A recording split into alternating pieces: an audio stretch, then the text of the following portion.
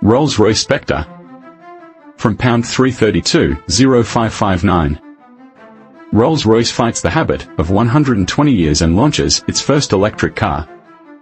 It's a widely held misconception that electric cars are a modern phenomenon, and the new Rolls Royce Spectre happens to be an excellent subject with which to dispel this myth. At the beginning of the 20th century, just as fate was preparing the meeting of well-to-do autophile and car dealer Charles Rolls and mercurial engineer Henry Royce, EVs were very much in vogue.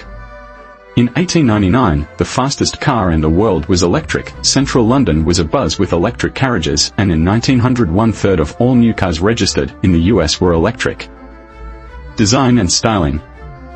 Rolls-Royce's modern diversion into EVs dates back to the 2011 Geneva show, where the firm exhibited the 102EX's 7th-gen Phantom limo with battery power, created to gauge the reaction of its customer base to a zero-emission model.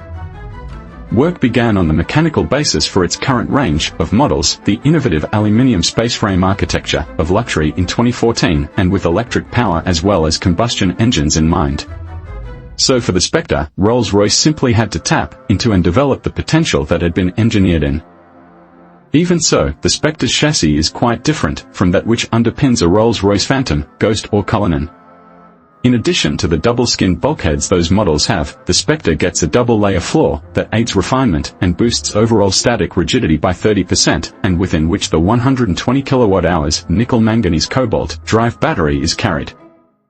Rolls-Royce makes 102 kWh of that capacity usable. It's a conservative proportion, but chosen with a view to battery longevity over the extraordinarily long lifespans that Rolls-Royce cars so often have. The Spectre uses the same 5th-generation prismatic battery cells found more widely in BMW's electric models for similar reasons of established quality and longevity. Its electrical architecture is 400V rather than the 800V deployed by Porsche, Audi, Hyundai and Kia, and that does limit DC rapid charging speed somewhat.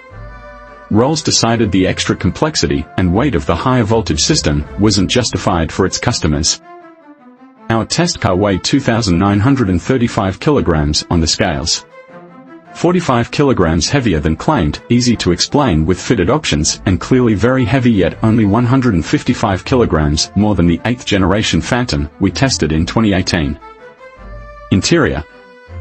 The road test has been measuring what we call the door span, the width that is occupied when the front doors are fully opened, of its subjects for several years now. In itself, it may be quite a niche dimension to record, but it's a useful corollary of not only outright vehicle width but also ease of access within tighter confines. 4 meters is a big door span. A Rolls-Royce Ghost has a 4,040mm door span, and when we measured the current Bentley Continental GTC convertible's door span at the beginning of this year, 4,180mm, we thought we might not record a larger one for some time. The Spectre, however, turns out to be something of an automotive albatross with a remarkable 4,600mm door span. The model's rear-hinged coach doors, by its maker's own claim, the largest anywhere in current global production, would make very effective air brakes. They are constructed entirely of aluminium but are also effortless doors, i.e. they are power-assisted, so you don't open them in a conventional way. Instead, you tug discreetly on the huge polished steel door handle and then stand back as the car opens them for you. The driver's door closes itself, too, once you're seated and you press on the brake pedal. There is very little here that doesn't feel expensively wrought, from the headlight controls to the old-fashioned looking blower slider temperature controls. This may be a new age Rolls-Royce in terms of how it's powered, but from within it's reassuringly familiar and as rich and lavish as anything the firm makes. Rolls' preference for digital technology integrated with restraint will be a greater selling point for some as time goes on, and its gentle touch with the car's ambient lighting features remains singularly special. Engines and performance. Defining how quickly, in outright terms, the Spectre might accelerate must have been a question of preference and priority rather than one of sheer possibility. As we already know, the car could have been more powerful, and when you urge it into motion from rest using all of its reserves, you feel as much. There's no violence at all to the way the Spectre gets moving, even at full power, little squat, no loss of traction, and no sense of a grate on a switch being flicked to deliver 660 pounds-foot instead, just a gathering sense of quiet urgency flooding onto the road. It feels a cut above the firm's habitual V12 standard but no less coiffured or contained. No Rolls Royce is slow these days, but while a Phantom still needs more than 5.0 seconds from rest to hit 60 miles per hour, and a Ghost a little less than that, the Spectre will do it in a whisker over 4.0 seconds.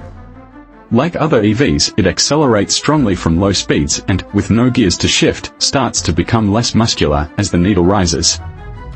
But thanks to the BMW Group's preference for hybrid synchronous motors, it tails off less than some. That means really commanding motorway performance is retained. 60 to 100 miles per hour takes 5.0 seconds to the Ghost's 5.6 seconds, and the Mercedes-AMG EQS 53 does the same in 4.8 seconds. Smooth drivability is, of course, far more important. The Spectre does without drive modes and variable trailing throttle battery regeneration settings.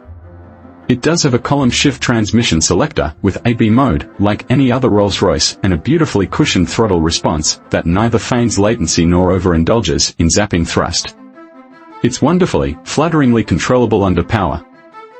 And while it's only as moderately well endowed under braking as modern Rolls-Royces tend to be, the pedal is progressive and very easy to modulate, but you really have to get deep into it to make the car haul up with true urgency. The stopping distances we recorded in Extremis show there is no problem here at all without right braking power. So friends, that's a little information, or a short review, that we can summarize. Don't forget to subscribe, like, comments and share for other latest video updates. Thanks for watching.